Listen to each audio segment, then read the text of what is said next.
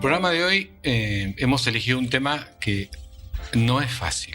Es un tema que da para mucho. No nos va a alcanzar la hora, pero pensamos que podemos dar algunas ideas para que nuestros amigos televidentes también sigan su reflexión y debate en sus casas. El tema de hoy es el sentido de la vida.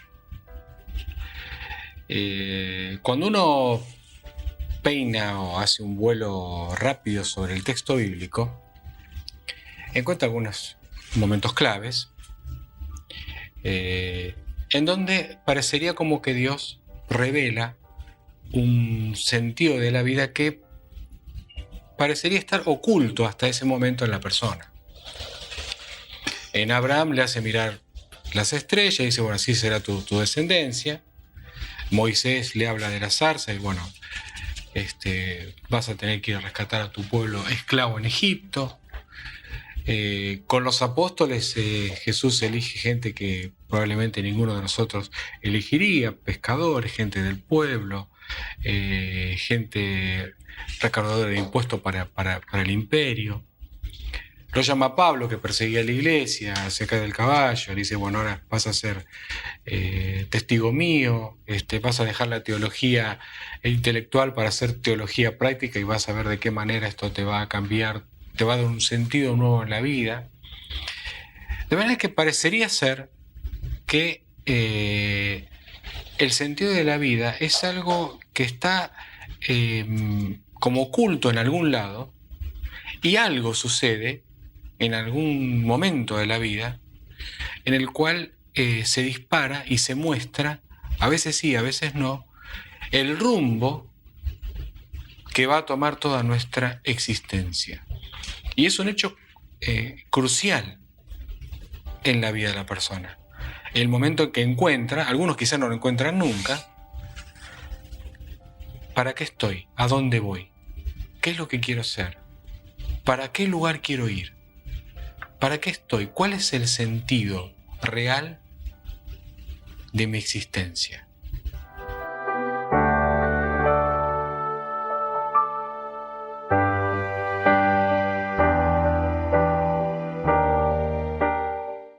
Frente a la pregunta del sentido de la vida, yo diría que hay distintos estratos. Un estrato, usted lo planteó. ¿Qué quiere Dios de mí en forma específica? ¿Sí? Tal vez quiere que sea rabino, tal vez quiere que sea médico, tal vez quiere que diga tal palabra, que tenga tal acción, que sea líder, que sea lo que fuere. Eso sería un estrato, pero vayamos al estrato más primario. Independientemente de esa acción, de ese momento para el cual Dios me ha creado, ¿para qué estoy en este mundo? O sea, dejemos de lado el gran momento para el cual Dios me ha creado, que ese va a ser el segundo tema, tal vez, de análisis, pero el primario. ¿Qué quiere Dios de mí? Cuando leemos en Génesis que Dios puso al hombre en el Edén, ¿sí? La primer pareja, dice específicamente para cuidarlo y para trabajarlo. Es interesante que cuando oficio en un casamiento, ¿sí?, de una pareja, entonces el rabino o el cantor litúrgico dice en un cierto momento dado ciertas bendiciones. Y en esas bendiciones se hace alusión a la primer pareja, al Edén.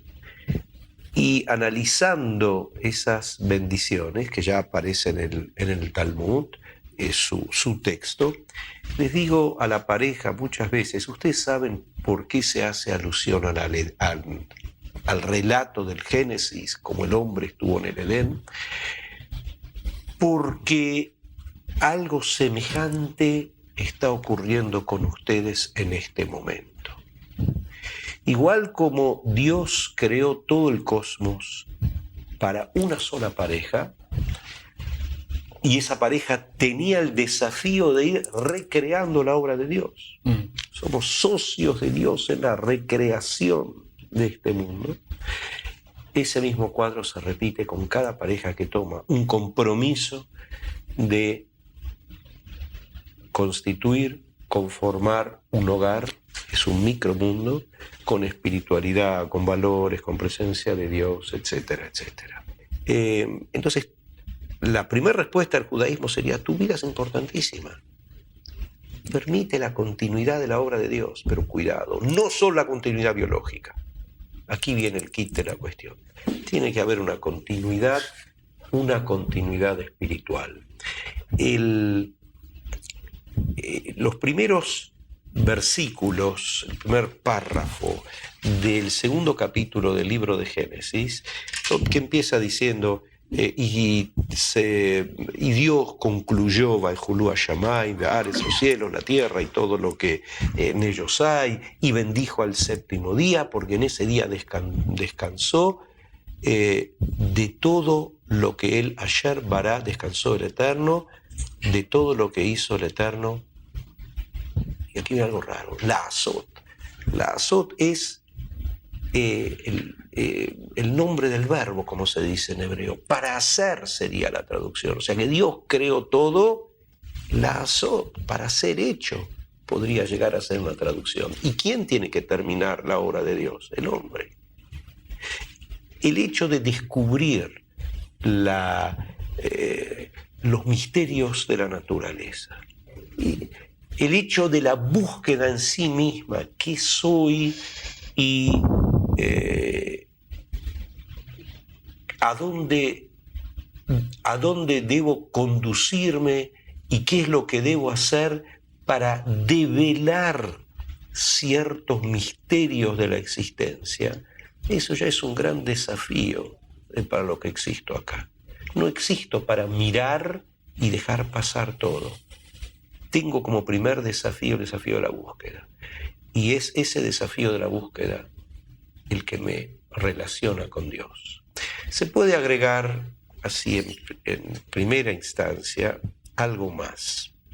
Hay un versículo, el versículo 10 del capítulo 3 del libro del Eclesiastés, donde dice que primero cuenta, como ustedes recuerdan, tiempo de guerra, tiempo de paz, tiempo de vida, tiempo de vivir, tiempo de morir, y al final dice que Dios hizo todo bien para su tiempo y que puso en el corazón del hombre el Olam, que ahora vamos a ver qué es Olam, y que el hombre no sabe exactamente todo lo que hizo Dios desde un principio hasta el final. Explicación simple: el último secreto de la existencia nos está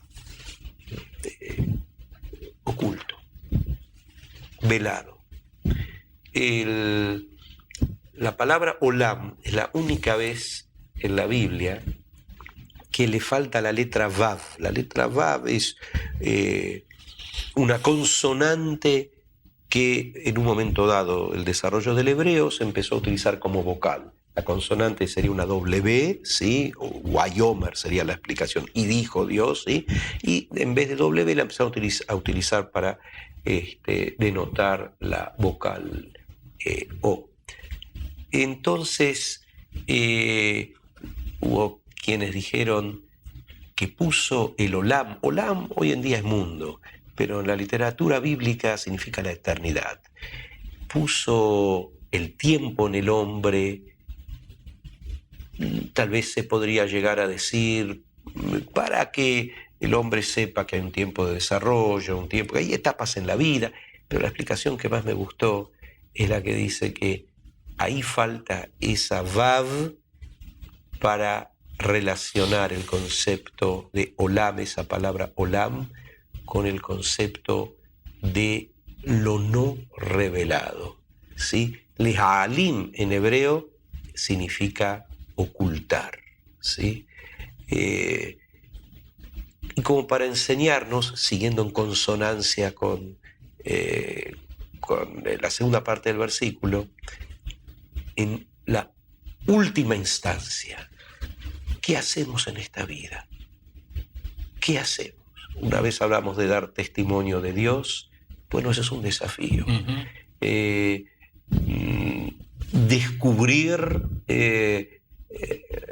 la grandeza, la belleza que tiene la naturaleza, el orden de la naturaleza.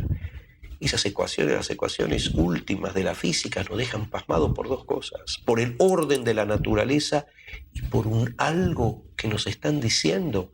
Somos capaces con números, es tremendo.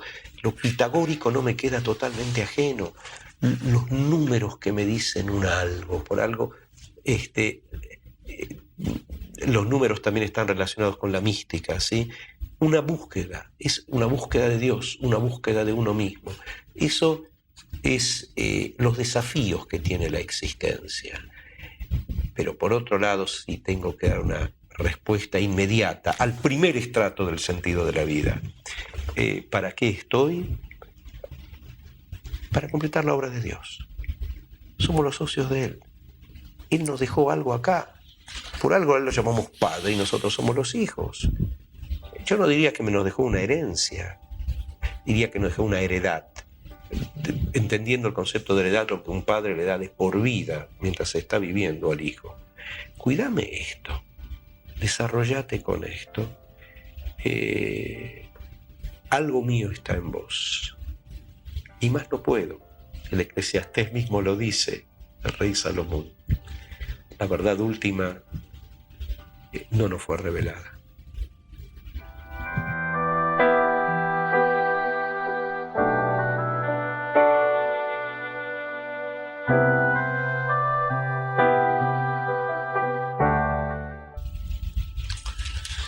Ese para es clave, ¿no? O sea, Dios crea al hombre para.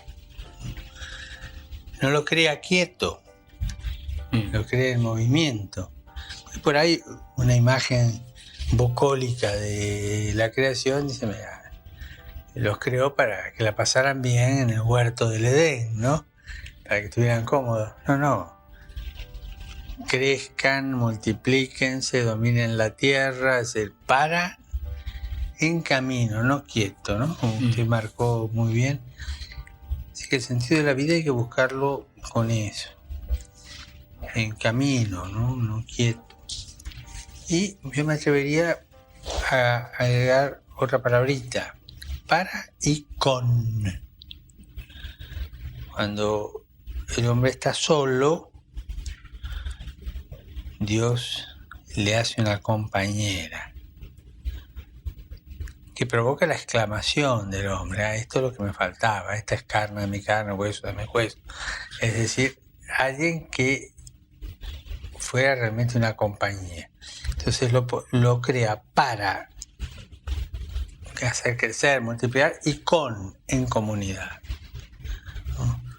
Como son dos parámetros bíblicos que a mí me hacen pensar que uno es insuficiente si uno se plantea el sentido de la vida solo, ¿no? Yo en comunidad, ser social, ¿no? En comunidad. Y para completar la obra de Dios, decía usted, ¿no? En los evangelios llama la atención las parábolas de los talentos, ¿no?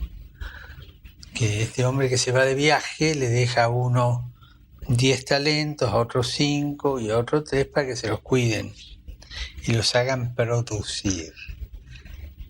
Y cuando vuelve del viaje, el que tenía 10 talentos le da otros 10 más que ganó. El que tenía 5, otros 5 más que ganó.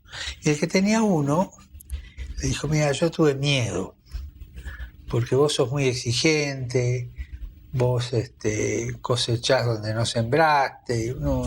Así que yo lo envolví en un pañuelo, hice un pozo, lo enterré, acá está, te lo devuelvo. Y la respuesta es: siervo malo, porque no cumpliste el mandato de realizar algo. O sea, que era lo que usted marcaba, para hacer, para continuar la obra de Dios. Dios nos da un tesoro adelante, en nuestras manos, en nuestro corazón, en nuestra mente, un tesoro que tenemos que hacer crecer en la verdad, en la bondad y en la belleza. Pero esto después, si sale, lo desarrollo después. Pero hacer crecer. Y si uno no hace crecer el tesoro, es un pusilánime. Entonces, encontrar el sentido de la vida es atreverse a tener coraje. Buscar el sentido de la vida supone coraje, porque hay veces, hay situaciones en las que uno no encuentra el sentido de la vida, situaciones muy críticas.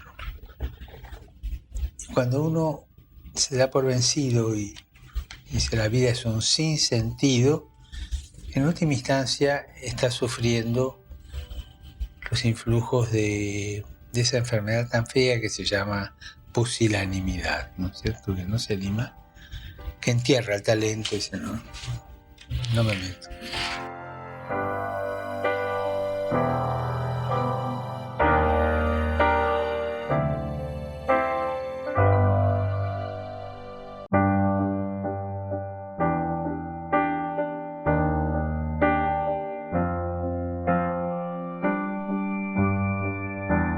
Es muy interesante ese concepto. Sí, me voy a permitir tirar un poquito de la cuerda de ese concepto. Porque Víctor Frank decía que en realidad la verdadera preocupación del hombre no es pasarla bien, ni tampoco esquivarle el bulto al sufrimiento. O sea, tener miedo, ¿no es cierto? Que la verdadera preocupación era encontrar el sentido de la vida, y que cuando le encontraba el sentido de la vida era capaz de soportar inclusive casi cualquier tipo de sufrimiento. Lo mismo toma Nietzsche también, ¿no?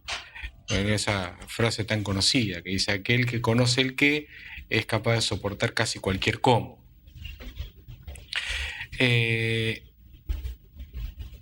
yo creo que uniendo un poco las dos presentaciones, opiniones, ese efecto dinámico de colaborar en la construcción de lo que Dios le da al hombre para hacer, por ser hombre y por ser imagen del Creador, esa necesidad de,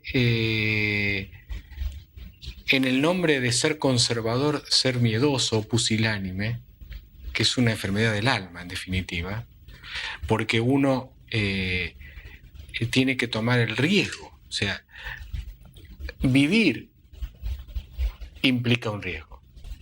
De manera que sentarse a esperar y a reflexionar cuál es el sentido de la vida, quizás sea una pérdida de tiempo, si no implica el coraje de ir caminando a riesgo de equivocarse e ir en búsqueda de eso que quizás en algún momento lo tenemos y no, esto era realmente el sentido de mi vida, para esto estoy, pero me arriesgué, caminé, traspasé cosas que no creía que iba a traspasar, pero tomé el riesgo sabiendo de que Dios me había hecho único, irrepetible y con un sentido de la vida que de alguna manera tengo la responsabilidad, no voy a utilizar la palabra de derecho, sino la palabra responsabilidad como colaborador en la obra creadora de Dios, de descubrir.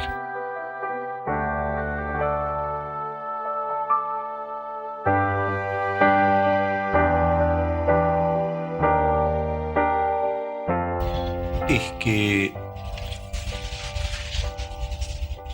la pregunta en sí misma cae.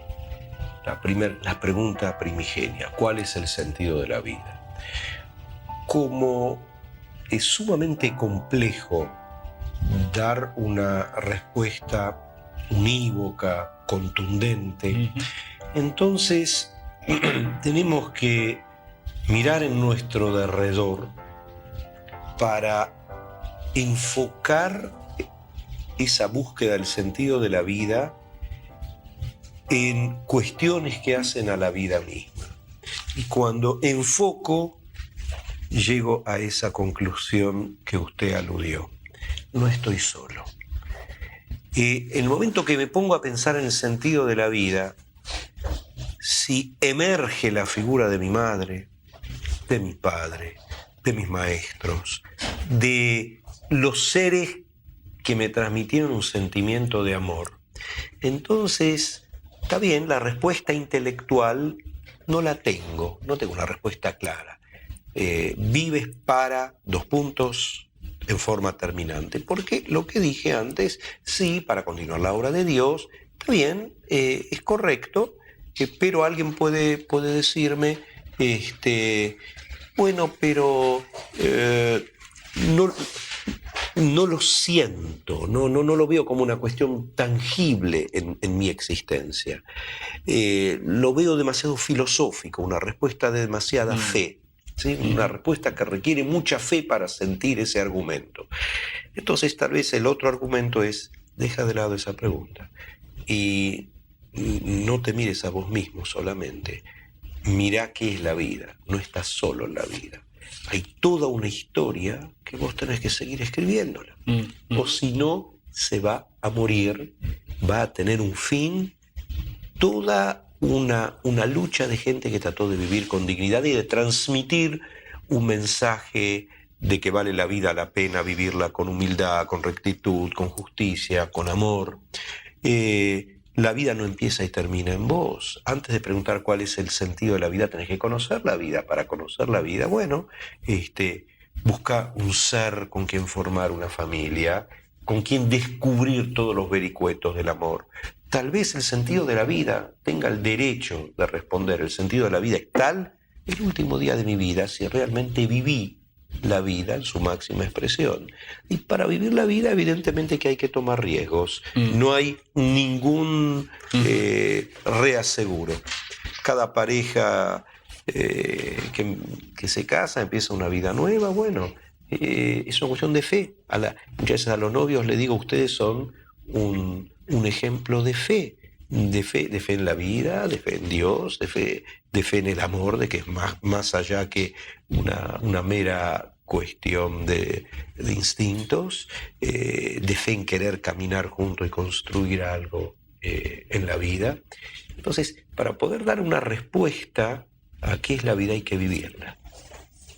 Y vivirla implica necesariamente tomar riesgos. Y a través de las distintas vivencias, tal vez hallemos destellos de no totalmente claros y explícitos de cuál es el sentido de la vida, porque la fe y la vida en última instancia no es una cuestión totalmente clara que se pueda expresar con palabras. Es una cuestión como quien toca algo detrás de un tul, ¿sí? Entonces podemos percibir destellos acerca del sentido de la existencia. Logré algo, descubrí algo, culminé una carrera, logré, como, qué sé yo, pienso en Favaloro en este momento, realizar una técnica para darle una mejor vida a seres sufrientes. En ese momento hay algunos destellos que nos hablan acerca de la grandeza de la vida. Ahora, entender bien qué es la vida, bueno, el que hizo la vida es aquel que sabe la respuesta última.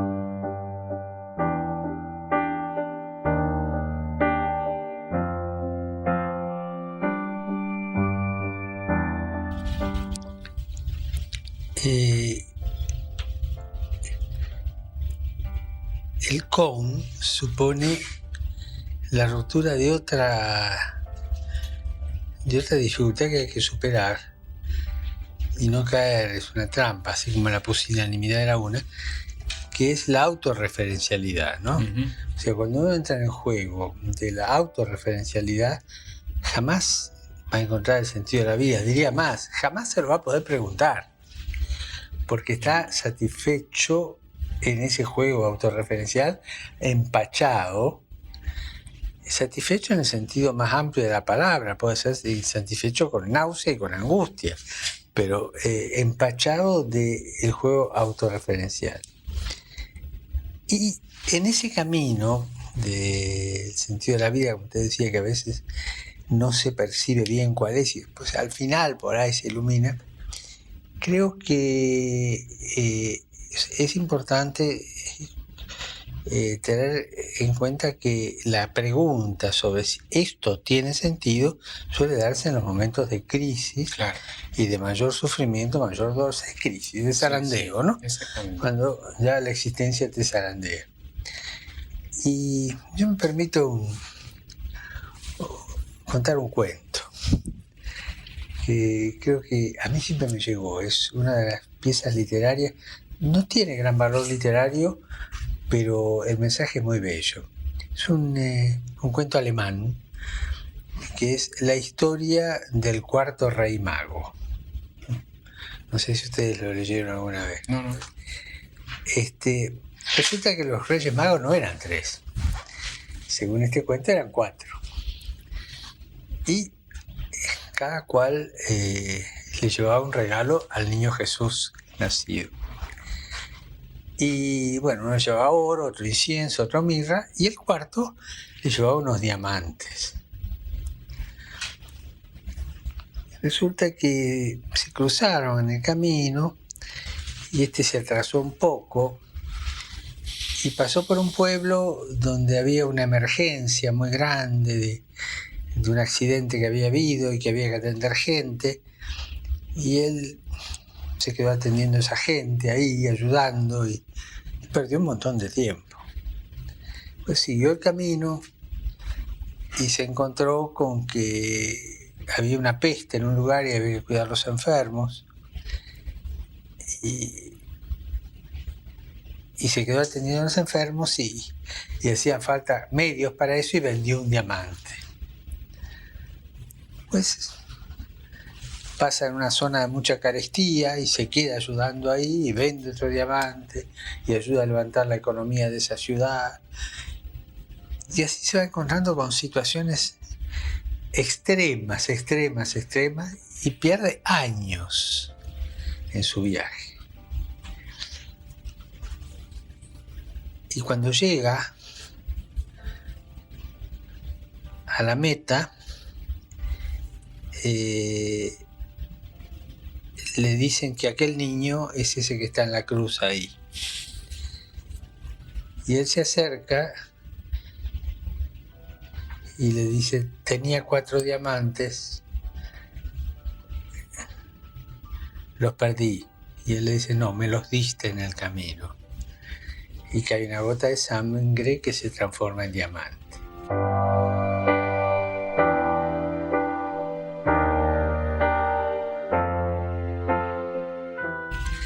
Muy bello, muy bello. Es bello.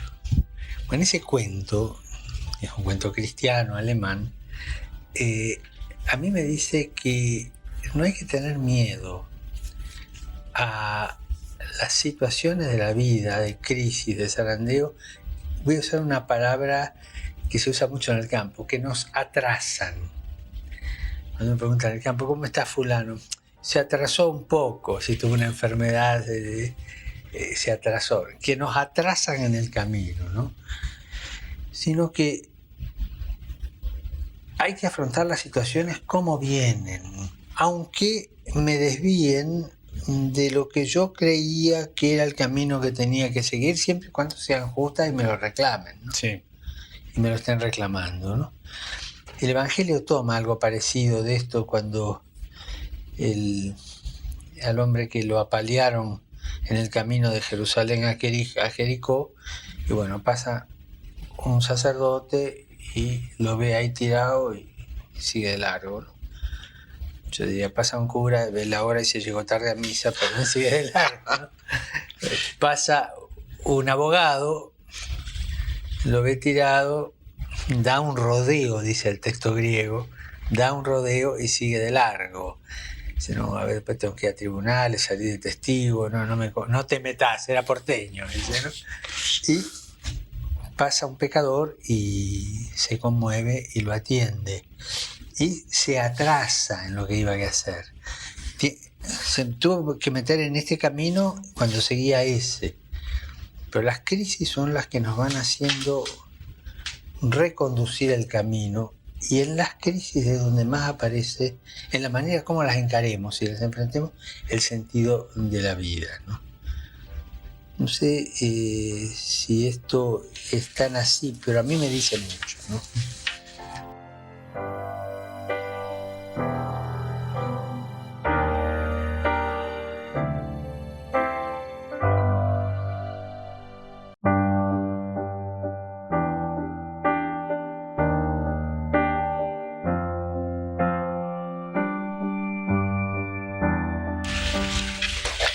Uno es el tema del lugar de la crisis en la existencia, ¿no? Desde luego que es muy conocido el pensamiento de que toda crisis implica una oportunidad. Y uno ha vivido. Hay de aquella persona que no ha tenido nunca crisis. Porque la crisis va forjando nuestro carácter. Nos obligan a parar, a replantear, o como dice los GPS ahora, recalcular, y volver a reflexionar y no solo preguntarle cosas a la vida, que eso permanentemente hace, sino que dejar que la vida nos pregunte a nosotros. Las crisis muchas veces nos implica un cambio de sentido, y un cambio siempre y cuando sea dentro, obviamente, de la justicia, el amor, la santidad, el respeto, la rectitud, etcétera, etcétera. Y yo creo que uno termina agradeciendo esos momentos de crisis, porque fueron la oportunidad de poder darle una vuelta a nuestra vida y encontrarle un sentido nuevo que no conocíamos. Por eso yo quiero tirar esa parte, y también otra que voy a decir ahora, que uno a veces habla del sentido de la vida como algo general, único, y que va a ser de acá hasta que me muera voy a hacer tal cosa. Prescindiendo de ese elemento del imprevisto de la crisis, que es un amigo del sentido. La crisis muchas veces es un aliado de nuestra vida. Momentos durísimos que nosotros vivimos nos ayudan a ver la vida de otra manera, a valorar las cosas de otra manera. No solamente, me permito decirlo, no solamente desde el punto de vista individual, sino comunitario, como país. Las crisis que se viven son excelentes oportunidades para dar un cambio. Si no se dio, se perdió la oportunidad, pero la oportunidad estuvo de dar el cambio. A veces tocar fondo implica tomar impulso para saltar un poco más alto. Nosotros tenemos que tener la sabiduría necesaria para entender en ese momento de crisis, de no entrar en la depresión, sino al contrario, ver en ella una luz de una nueva oportunidad. Eso por un lado. Pero por otro lado, en ese idealismo de hoy sé que mi sentido de mi vida es este y lo voy a hacer de acá hasta que me muera, que está muy bien en un término teórico, no perder de vista que la vida es eso que nos pasa mientras pensamos saber qué es la vida. O sea, en el día a día. Tengo dos, no son oraciones, pero dos versículos que me acompañan todos los días, ¿no? A la mañana cuando me levanto, digo, cada día son nuevas tus misericordias. Es un pasaje. Cada día son nuevas tus misericordias. Es un versículo que a mí me ilumina el día.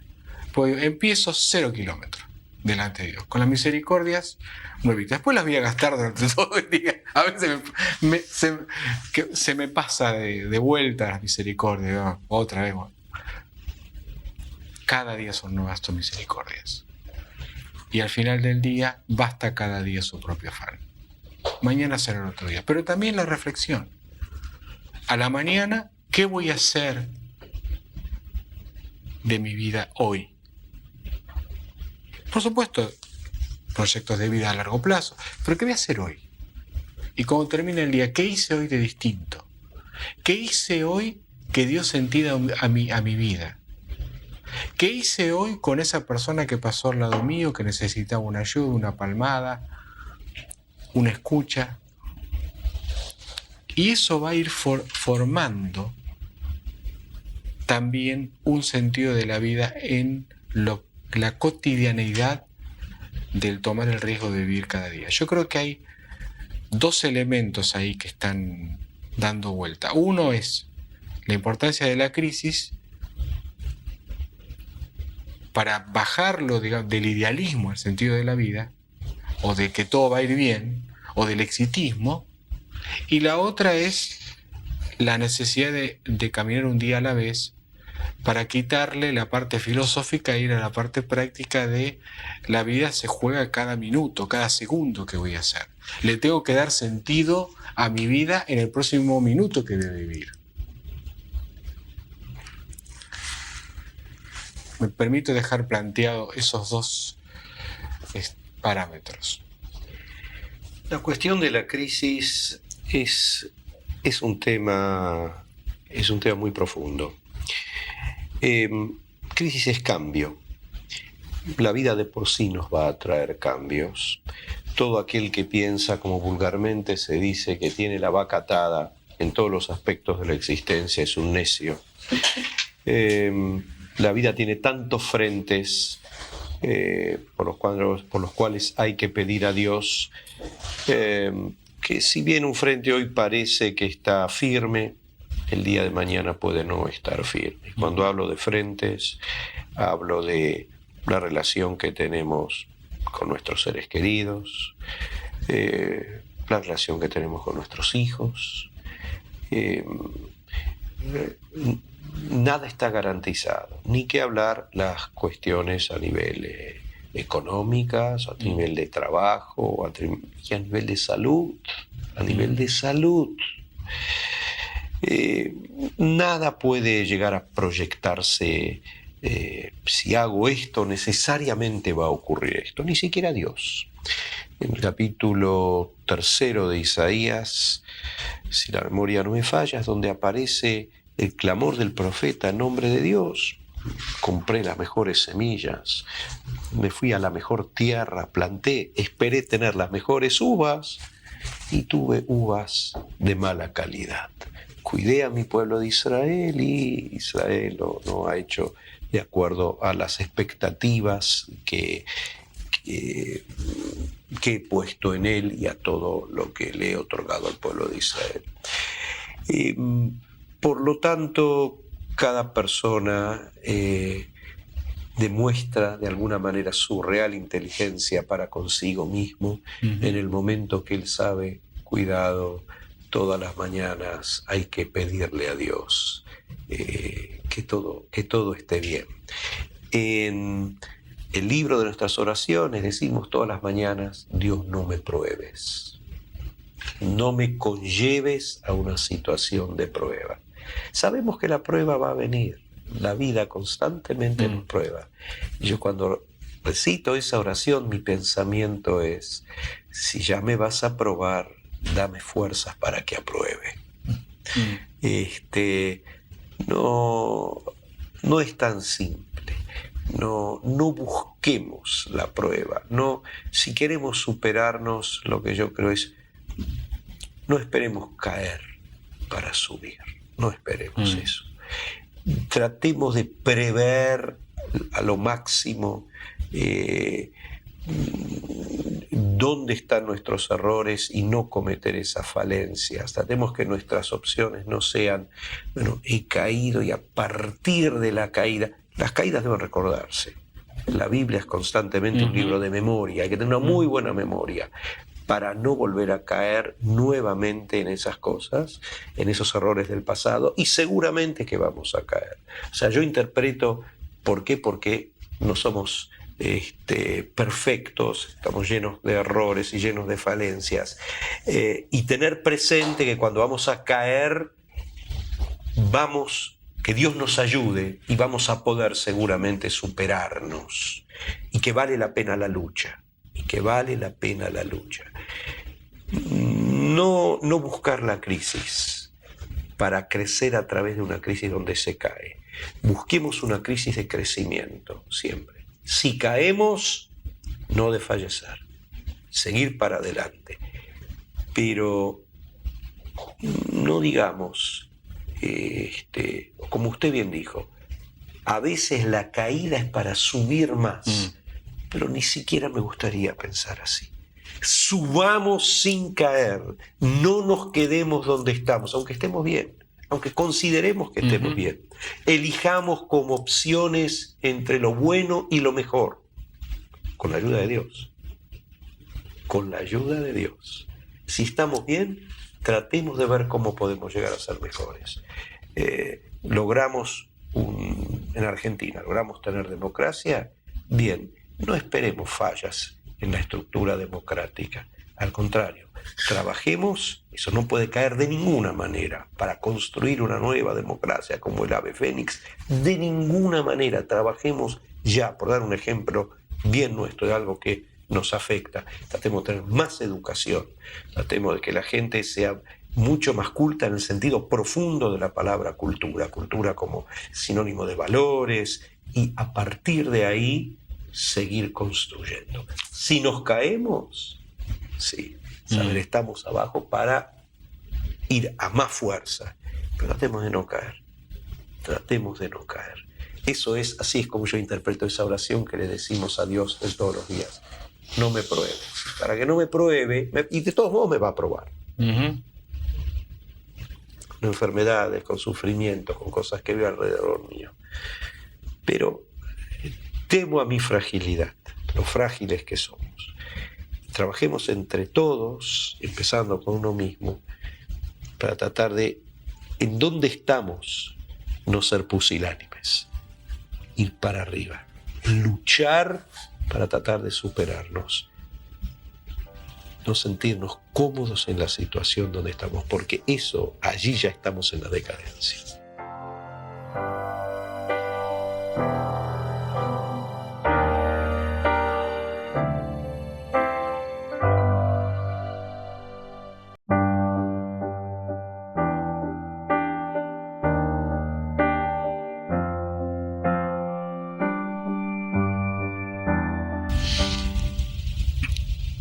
Tengo una experiencia que cada vez que he pasado por crisis me di cuenta que valía la pena, porque me iluminaron más sobre el sentido de mi vida, de mi existencia.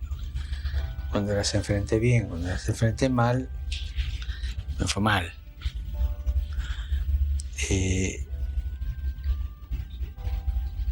Y diría lo mismo con toda la vida. Creo que la respuesta última al sentido de la vida viene al final. Uno se dará respuestas parciales a medida que avanza pasito. Es como el faro del auto que te va iluminando de a poco, a medida que avanzás. Pero la última la tenemos al final, ¿no es cierto? Y ahí vamos a poder dar la respuesta entera, ¿no? La respuesta final. Sí afirmar que la pregunta ¿qué sentido de la vida? Puede ser una pregunta tramposa, porque nos puede enredar. Si no, quizás sea más clara la otra. Bueno, ¿qué espera la vida de mí? O sea, ¿qué puedo dar yo a la vida, ¿no? ¿Qué cosa hace que la vida sea distinta con los pasos y los caminos que yo haga? O como decía Teresa de Calcuta, esto es una gota de agua en el mar, pero el mar es distinto con esta gota de agua, ¿no? Es decir, ¿qué espera? Y ahí vuelvo al cómo, ¿no? O sea, los que me rodean, mi pueblo, el mundo, todo, esperan que uno algo hay. El sentido de la vida en última instancia se asemeja bastante a la misión. Todo hombre viene con una misión. No hay que ir a tirar las cartas para saber cuál es mi misión, obviamente, pero la va descubriendo a lo largo. Una vocación, dar algo. ¿Qué es dar algo? Hacer que la vida sea distinta después de mi vida, por lo que yo he dado, ¿no? Entonces, hacernos esa pregunta, ¿no? ¿Qué espera la vida de mí aún en los momentos más difíciles, ¿no? Los momentos más oscuros, espera algo. Y por lo tanto, evitar la autorreferencialidad y la pusilanimidad.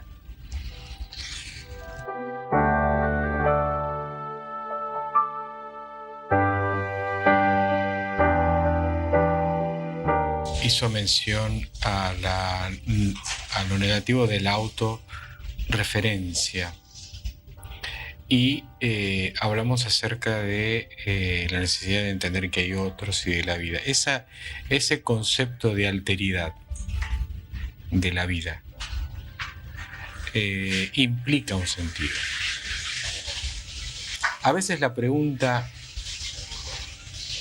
no es hacerme permanentemente ¿qué puedo hacer? ¿Qué puede hacer la vida por mí? Como dijo, sino qué puedo hacer yo por la vida. Y yo iría un paso más. ¿Qué puedo hacer yo por la vida de mi semejante? ¿De qué manera yo le puedo mejorar la vida, el sentido de la vida a aquel que me rodea? Porque, como bien se dijo, no vivimos en una isla. En cuanto nos encerramos a buscar siempre la satisfacción nuestra, el sentido de la vida para el placer mío, eso es una trampa. Porque el sentido de la vida se encuentra con otros y en la búsqueda de impactar favorablemente la vida de los demás, buscar esa alteridad de la vida. Y en dándonos a otros, sin dar cuenta, encontramos que nos encontramos a nosotros mismos.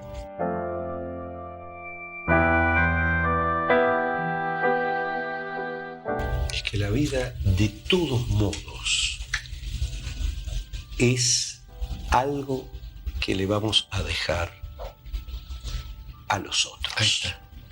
O sea, uno vive la vida no solamente para uno. Esencialmente, la primera aproximación a la respuesta del sentido de la vida, bueno, vivo la vida para dejarle un legado a otro. Todo lo que hacemos, no nos llevamos nada. Dos cosas nos llevamos, de acuerdo a nuestros sabios del Talmud. Uno son las buenas acciones que hicimos y la otra, la Torá que aprendimos. El estudio de la Torá, pero estudiarlo no como una cuestión intelectual solamente, sino especialmente lo intelectual que me ayuda a transformar obras. Y nada más. Aquellos que acopian fortunas y que piensan que con eso tuvieron un éxito en la vida y que acopian, qué sé yo, territorios y cuestiones materiales, o que se acopian a sí mismos porque no le dieron nada a nadie, no entendieron lo que es la vida. La vida uno la vive para dejar algo a la vida. No nos llevamos absolutamente nada, salvo las huellas que dejamos en la vida. Y yo creo que esta es la respuesta. Mi abuela decía, la mortaja no tiene bolsillos. Y yo nunca vi detrás de un cortejo fúnebre un camión de mudanza. Nunca. Y retomando lo que usted dijo, la vida se recibe para darla. En esa dinámica encontramos el sentido de la vida. Hay una experiencia de traducción bíblica en el África, en donde tuvieron que traducir el concepto de la riqueza y la grandeza de corazón, que está presente en varios textos bíblicos. Y en donde para nosotros, desde nuestra visión de la vida, una persona de gran corazón es una persona generosa. Pero esa tribu creo que es una tribu del centro de África, no recuerdo el nombre exactamente, hay cientos de idiomas en África, encontraron que no era así. O sea, la persona de gran corazón no era una persona buena, no era una persona inteligente en su vida. Porque una persona de gran corazón es como una persona que ha dejado engordar su corazón y todo lo que tuvo de bueno en la vida lo acaparó por así, lo acaparó para sí. Se llenó el corazón, y nuestro corazón tan grande porque todo lo acaparó para sí mismo. La persona realmente que encontró un sentido de la vida es una persona de corazón pequeño, porque dio todo su corazón, porque lo entregó a los demás. La virtud y la sabiduría de la vida es en la persona que tuvo la oportunidad de llenarse el corazón de un montón de cosas, pero que encontró que el sentido era entregar su corazón a los demás. Me voy a permitir terminar el programa, ya terminamos con el horario, pero con estos pensamientos profundos que dijimos. Y Dios quiera que los que nos siguen por televisión perfeccionen aún más este diálogo que lanzamos aquí durante una hora, hablar de un tema tan importante como es el sentido de la vida. Muchas gracias y hasta el próximo programa.